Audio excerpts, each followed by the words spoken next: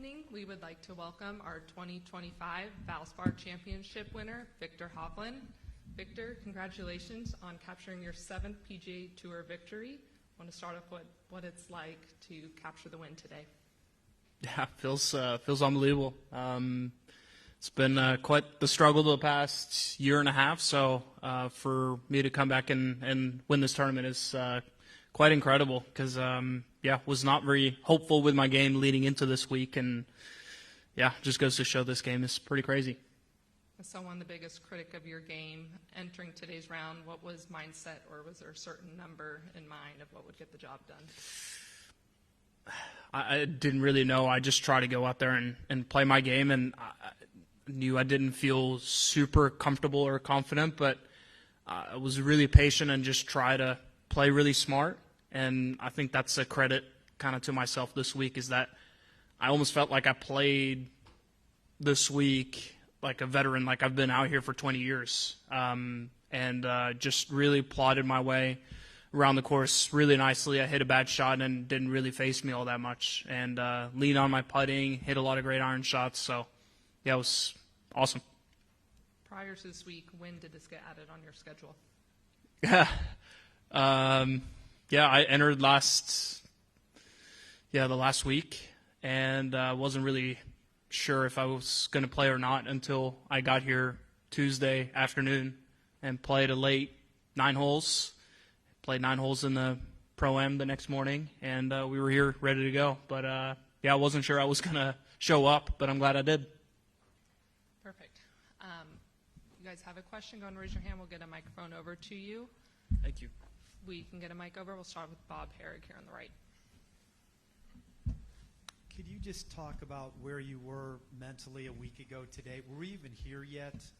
And what was sort of going through your mind? I mean, I'm guessing you're not thinking you're going to be winning a week later, but were you pretty low? Yeah, I mean, shooting 80 is never fun, especially at the Players' Championship.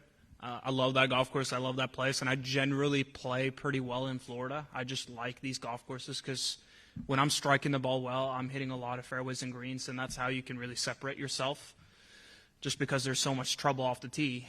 And conversely, it's a lot more stressful when you don't know where the ball is going to go, because now you're getting even more punished that you normally would have.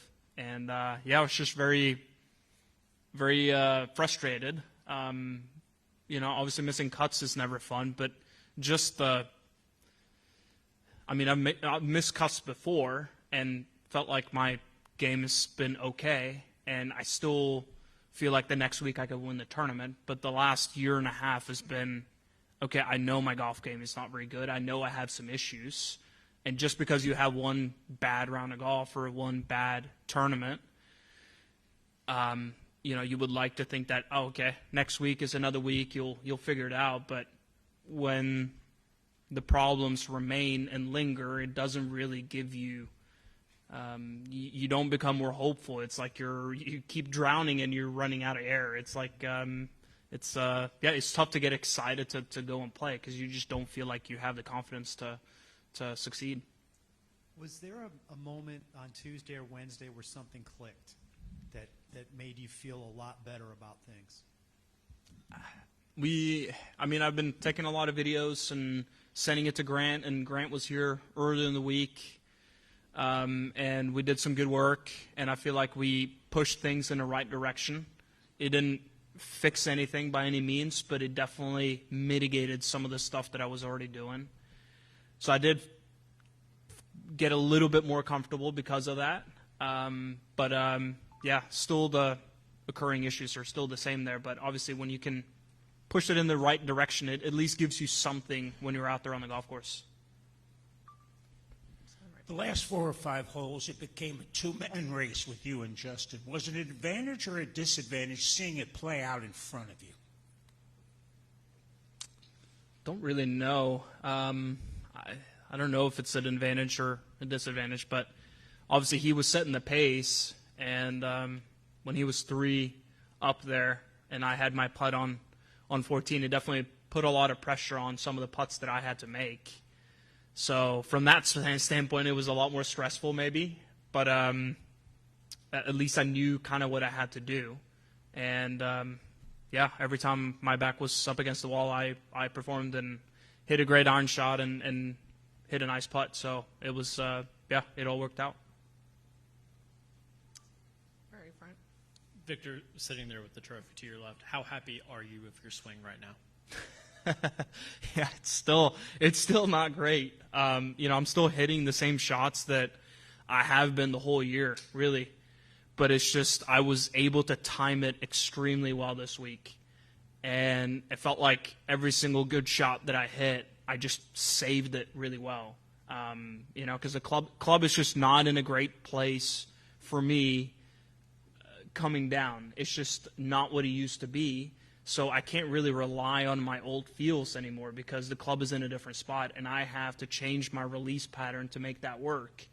Now, incredibly, I did make it work and was able to win, and I think that is something that I'm extremely proud of, that I can show up at a PGA Tour event at one of the hardest golf courses we play all year and still win with not my best stuff. So I think that's really cool. That's something that I'm extremely proud of. But at the same time, it makes this game a lot more stressful than I think it should be.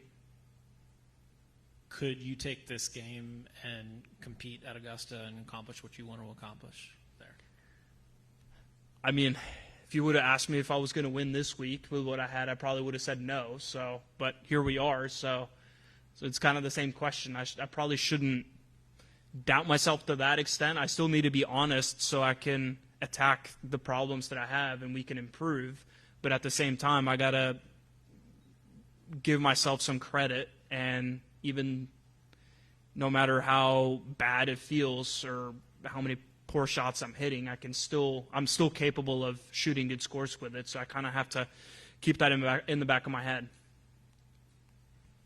And Kevin on the left. Victor, your caddy mentioned in the trophy ceremony that you're kind of a perfectionist. Do you feel like you're a perfectionist? I guess you can use that word to describe it. I just view it as if you put your heart and soul into doing something, you might as well do it right. And I've swung the club extremely well, and I think my ball striking has been really, really good over a long period of time. And then when it's not doing that, I'm going to work on that. I'm going to figure it out. And I think it's like, I find it kind of weird that we're professional athletes and the people that are wanting to improve are somewhat looked at as, oh, he's a perfectionist. He's out on the perimeter searching too much. It's like, that's what we do. We're here to get better and we're here to win tournaments. So if you're not going to try to get better, what are you doing? So it's like, especially when I know there's issues there. It's not like I'm inventing stuff. I have data that can show that what I used to do was objectively better than what I'm doing now. So why shouldn't I try to go back to what I used to do? And is there anything outside of golf that you feel that way about, or is it mostly just golf, would you say? Yeah, I don't care too much about other things outside of golf because I don't have time or energy to put the same amount into other things. So naturally, when you only get to do certain things just a few times here and there, you can't have a perfectionist mindset, if that makes sense. So I try to just do 80%, just do good enough, and then hopefully over time, you do the best you can with the limited resources that you have, but over time you'd like to see an improvement. Just get a little bit better all the time, but I'm not super hard on myself if I'm not really good at something when I haven't put the effort into it. But golf it's been my life for a long time. It's what consumes my thoughts and my time. So if I'm not spending that time to do it correctly, then what am I doing? Marcus here in the middle. So what was the last hour on the course like for you? I mean, it was pretty interesting in here, seeing the drama unfold. What was it like for you, I guess, emotionally, or what was it like going through that kind of roller coaster? I actually felt extremely calm. Even though I was, as I mentioned earlier, 3 back on 14 over my putt, and JT just kept making birdie on every hole. But I still just felt like, okay, we still got a shot here. I knew a lot of things can happen coming down the stretch. If I make a couple of birdies, you can easily make a couple of bogeys coming in. And when I made the putt there on 14, that felt really good, and I was only 2 shots back. And, I just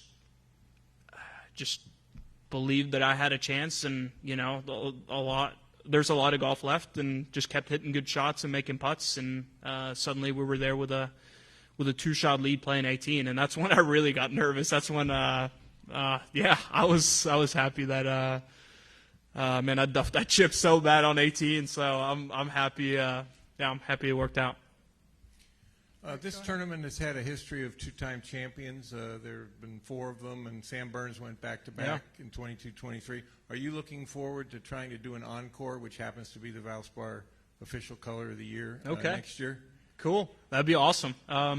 Just driving in here and you're seeing all the banners. Paul Casey, KJ Choi. No, he wasn't a back-to-back. KJ Choi was not back-to-back, but a 2-time champion. And, Sam Burns, obviously, a couple of guys. Goosen. Yeah, so it's cool. This is an awesome tournament and a great golf course, and I think it fits my game really well. So look forward to being back here next year and giving it a good shot. Back to Bob.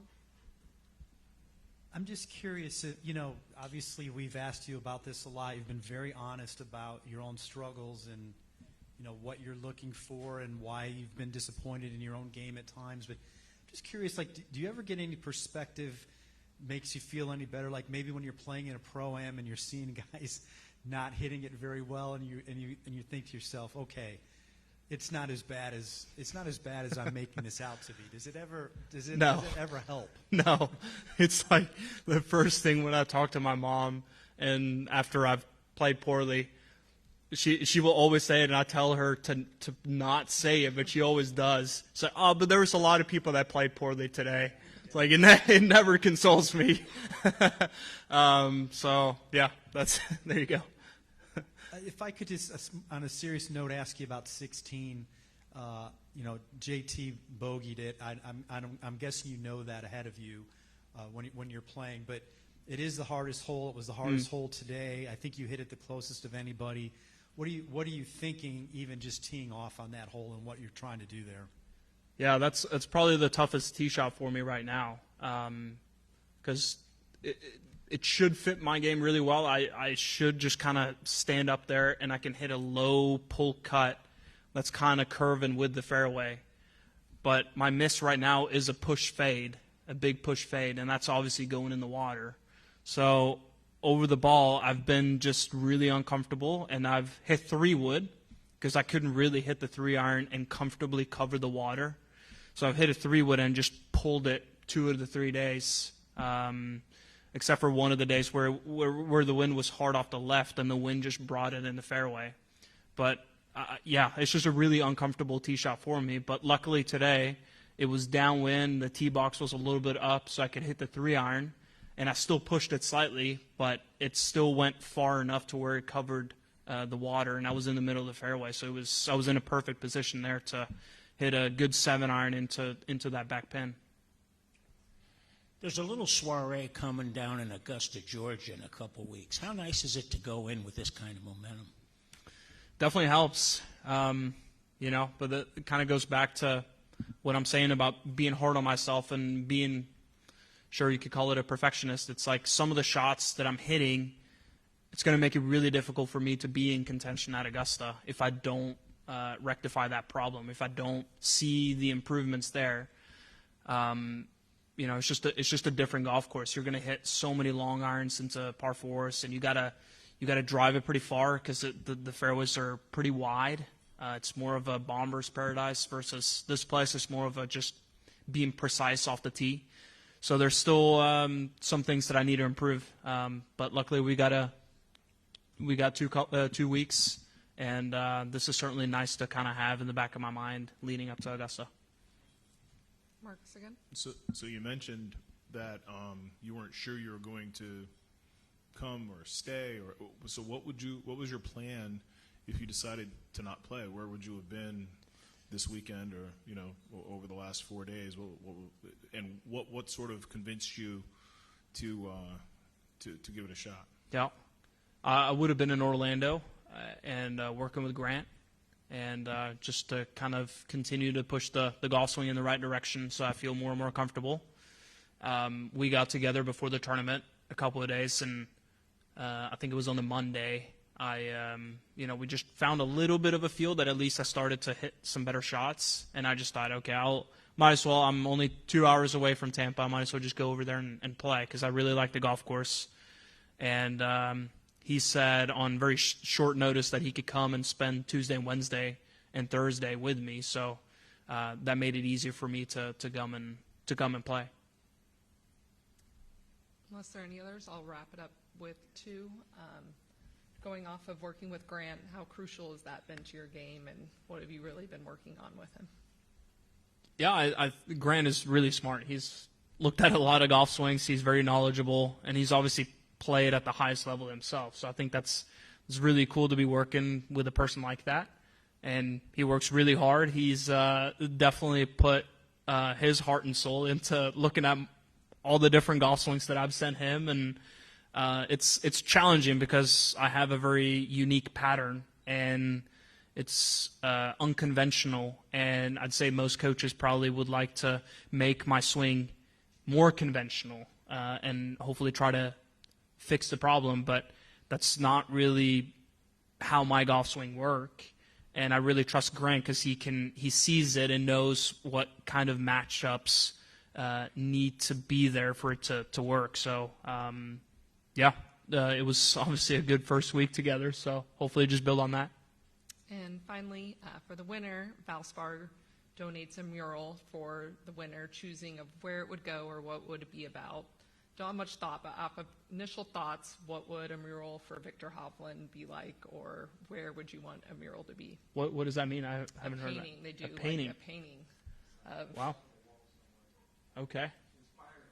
I'll I don't know. I'll donate to the golf club, and they can put it whatever they want.